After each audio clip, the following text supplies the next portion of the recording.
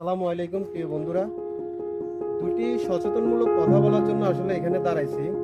আসলে একটু নিচের দিকে করে দেখেন, এই যে রংটা দেখতেছেন, এই রংটা বর্ষাকালে আসলে আমরা যারা বাইক চালাই, গাড়ি ঘোড়া চালাই, তাদের জন্য খুবই রিস্কি। চিকন চাক্কা হইলে তো কোনো কথাই নাই, মোটা চাক্কাগুলো যেমন তেমন।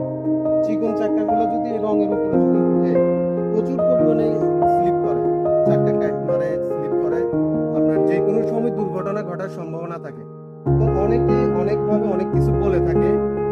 আমরা বিশেষ করে যারা ছোট বাইকাররা আছি, তারা কিন্তু এই বিষয়টা অনেকেই জানে না। তো সচেতন থাকবেন।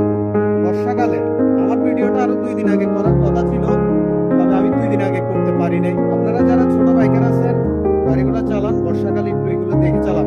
এটা বলছিলাম যে বর্ষাকালে এই রংটা দেখুন। বর্ষাকাল, শুধু বর্ষাকাল নয়, শীতকালেও যখন কুয়াশা হয়, কুয়াশা পড়ে, তখনও কিন্তু এই রংগুলা একটু দেখেন, এই রংগুলো আছে যে এগুলোর থেকে একটু সাবধানে গাড়ি চালাইতে হবে।